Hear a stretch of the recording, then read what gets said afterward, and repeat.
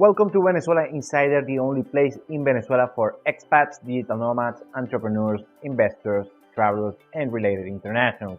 For more information, venezuelainsider.com. Today we're talking about why Venezuela is not catered towards expats and internationals. And there are particular couple of issues, couple situations, both historic and also operational. And the thing is that Venezuela is not catered to internationals, Western citizens, Western tourists, Western expats, and of course Western digital nomads. But today we are discuss why and also if that might fit for you. So let's start.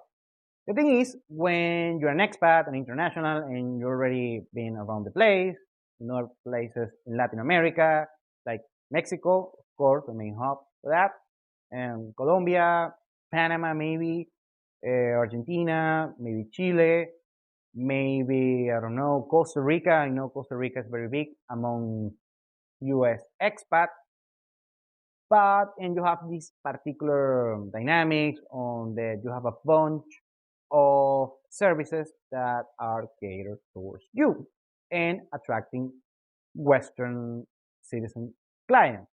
You have the real estate agencies that work only in English, that have this the quote unquote gringo prices. You have overpriced Airbnbs. You have overpriced restaurants. You have a bunch of overpriced services. Now, in Venezuela, it's not the case. That doesn't mean there are not overpriced things, because believe me, there is a lot. For that's why you need to know what are you doing. Have to know what you're doing here in Venezuela. But Venezuela doesn't have that. There is not a lot of businesses that cater towards expats. And there's a couple of reasons. And the first one is historically, these other countries in Latin America that are historically poorer than Venezuela on GDP per capita terms, the best way they can get a decent wage, a decent revenue, is by selling to Western internationals, because they had a larger purchasing power compared to the local citizens. Pretty good like that, pretty intuitive, and that is very much what happened. It was just better to sell to someone from the US or Western Europe and such, or a Japanese, or whatever might be the case, instead of just selling to the local cities. However, in Venezuela, wasn't the case, because although in Venezuela we had, on let's say, the second half of the 20th century, and some touristic, movement that we had on 2021, the biggest client, the richest client, were the local citizens, because on the 20th century, Venezuela had this huge middle class, and also on the 21st century, that middle class just depleted heavily, I have to say. But still, Venezuelans are very good customers compared to some of the Western nationals. And that happens because, of course, the oil. And also, you have to take into account that there are many expats that work on the oil companies.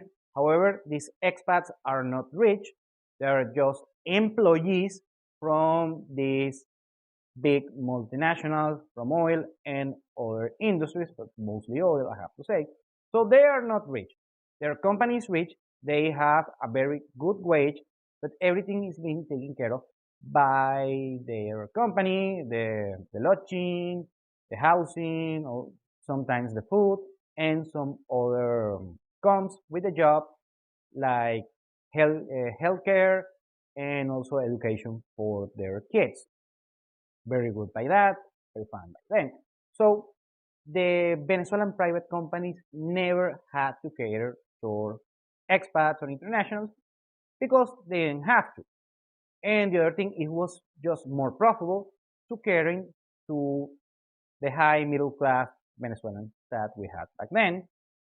And I have to say there is some nuances. For instance, and this is just the cliche that there is in Venezuela, and I'm sharing with you, and take it with a grain of salt. That, for instance, the Western Europeans are seen as cheap, and that's why they don't try to sell to people from Spain, from Italy, from Greece, from Portugal, and such.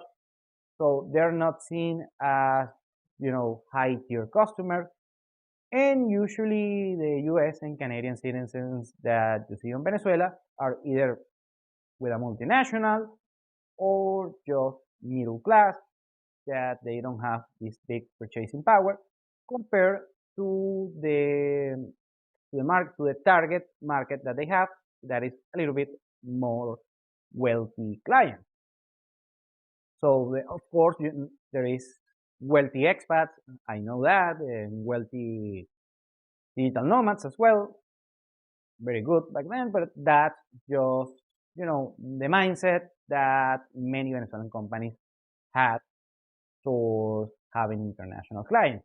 So they are not as desired. Okay, if they come, very good, they're gonna be well treated. However, it's not a particular thing that companies have here in Venezuela. Now the last part is, right now we have huge inequality here in Venezuela, and you have a lot of poverty. I have to say that. Some resemblance to a middle class, let's say 15%, maybe it's a stretch, let's call it 15% of the population. But you have these, let's say 1 to 2% of the population that are very wealthy. Some of them are billionaires, and I'm not gonna get into the issue how they get the money.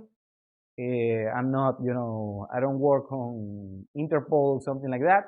They are wealthy regardless, and those are the clients that the companies, private companies, are fighting for every single day.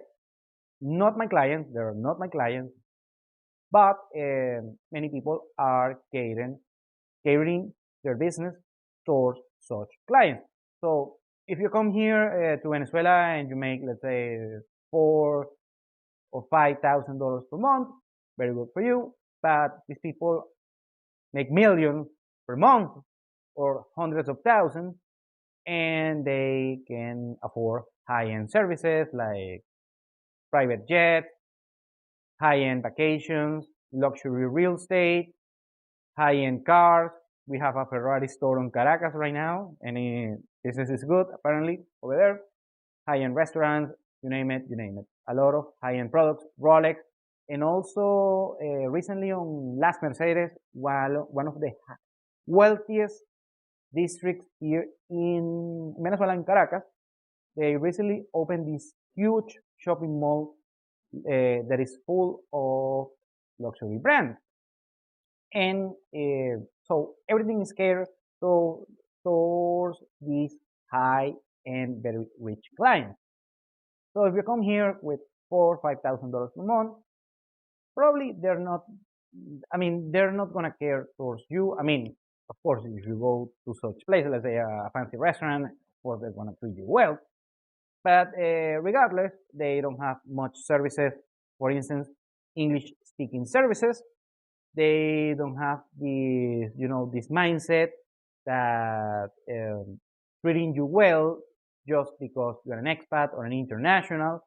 That's not gonna be. They're gonna treat you well just as a client, but they're not looking for you. If you reach them, okay, they're gonna give you a decent customer service, but that will be it.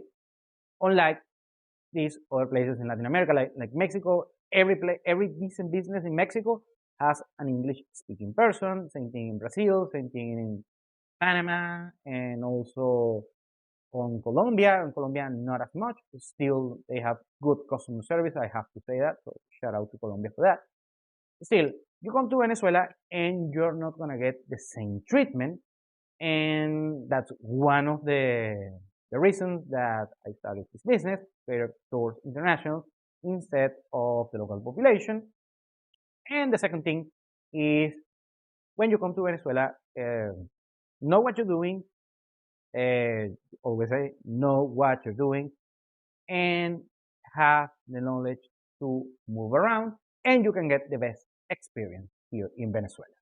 Thank you for watching Venezuela Insider. Please like, share, and subscribe. Follow us on social media. If you want to work with us, VenezuelaInsider.com. Thanks again and have a nice day.